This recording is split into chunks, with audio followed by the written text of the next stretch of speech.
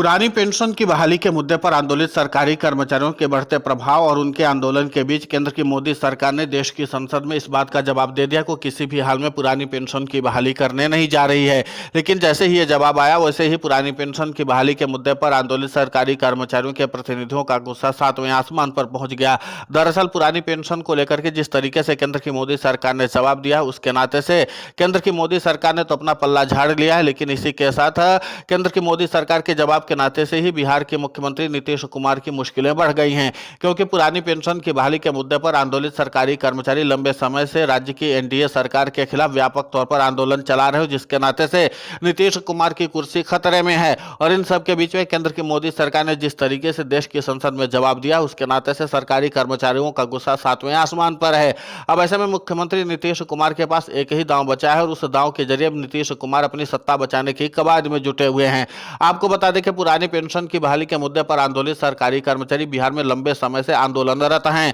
और लगातार anti incumbency का माहौल पैदा कर रहे हैं, जिसका असर भी देखने को मिल रहा है। लेकिन इन सब के बीच में केंद्र की मोदी सरकार की तरफ से आए जवाब ने मुख्यमंत्री नीतीश कुमार के लिए टेंशन और भी बढ़ा दी है, क्योंकि पुरानी पेंशन की बहाली के मुद्दे पर आंदोलित सरकारी कर्मचारी अब व्यापक तौर पर रणनीति बना करके नीतीश कुमार सरकार के खिलाफ अपने आंदोलन को और भी ज्यादा तेज करने की कवायद में जुटे हुए हैं। लेकिन इसी के साथ मुख्यमंत्री नीतीश कुमार ने भी अपना एक बैकअप प्लान तैयार कर रखा। उस बैकअप प्लान के जरिए पुरानी पेंशन की बहाली के मुद्दे पर आंदोलित सरकारी कर्मचारियों के प्रभाव को कम करने की कोशिश में जुटे हुए हैं। दरअसल मुख्यमंत्री नीतीश कुमार को यह लगता है कि पुरानी पेंशन की बहाली के मुद्दे पर आंदोलित सरकारी कर्मचारियों के प्रभाव को अगर कम करना है तो सीधे तौर पर सामाजिक सुरक्षा पेंशन की राशि को बढ़ा करके ही हम कम कर सकते हैं, क्योंकि पुरानी पेंशन की बहाली के मुद्दे पर आंदोलित सरकारी कर्मचारी व्यापक तौर पर रणनीति बना करके राज्य में नीतीश कुमार सरकार के खिलाफ एंटी इनकम्बेंसी को पैदा कर दिया है, जिसके नाते से केंद्र की मोदी सरकार के साथ साथ नीतीश कुमार के लिए भी मुश्किलें बढ़ती हुई चली जा रही, क्योंकि यहां पर दोनों ही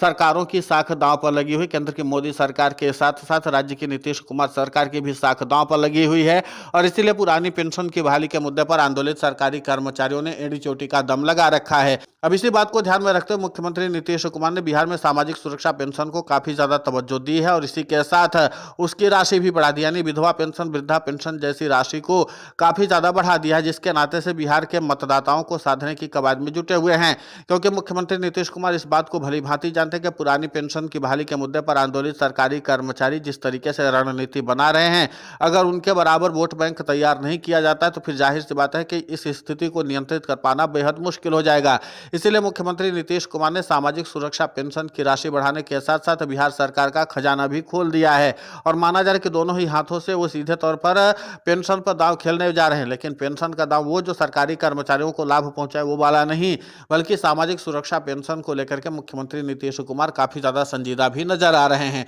उधर पुरानी पेंशन की बहाली के मुद्दे पर आंदोलित सरकारी कर्मचारियों के प्रतिनिधियों ने भी साफ तौर पर बिगुल फूंक दिया है कि ठीक है, राज्य सरकार से लेकर के केंद्र सरकार अभी पुरानी पेंशन की बहाली के मुद्दे पर आंदोलित सरकारी कर्मचारियों की मांगों को लेकर के गंभीर नहीं है, लेकिन हम इस स्थिति को और भी ज्यादा मजबूत करने की कोशिश करेंगे कि आगामी समय में जो बिहार का विधानसभा चुनाव होने वाला है वहां पर सरकारी कर्मचारी अपने प्रभुत्व और वर्चस्व को दिखाएं। और इसीलिए पुरानी पेंशन की बहाली के मुद्दे पर आंदोलित सरकारी कर्मचारी बिहार में बहुत व्यापक तौर पर रणनीति बना करके अपना आंदोलन आगे बढ़ा रहे हैं। अब ऐसे में देखना दिलचस्प होगा कि जिस तरीके से पुरानी पेंशन की बहाली के मुद्दे पर आंदोलित सरकारी कर्मचारी अपने आंदोलन को गति देने की कवायद में जुटे हुए हैं और इन सबके बीच में सामाजिक सुरक्षा पेंशन पर मुख्यमंत्री नीतीश कुमार ने बड़ा दांव खेला है और बिहार का सरकारी खजाना भी सामाजिक सुरक्षा पेंशन पर खोल दिया है। अब देखना महत्वपूर्ण होगा कि सामाजिक सुरक्षा पेंशन में और पुरानी पेंशन की बहाली के मुद्दे पर आंदोलित सरकारी कर्मचारियों में जो लड़ाई छिड़ने वाली है उसमें आखिर कौन बाजी मारता है, क्योंकि पुरानी पेंशन की बहाली के मुद्दे पर आंदोलित सरकारी कर्मचारी बिहार में सत्ता परिवर्तन करने की कवायद में जुटे हुए हैं।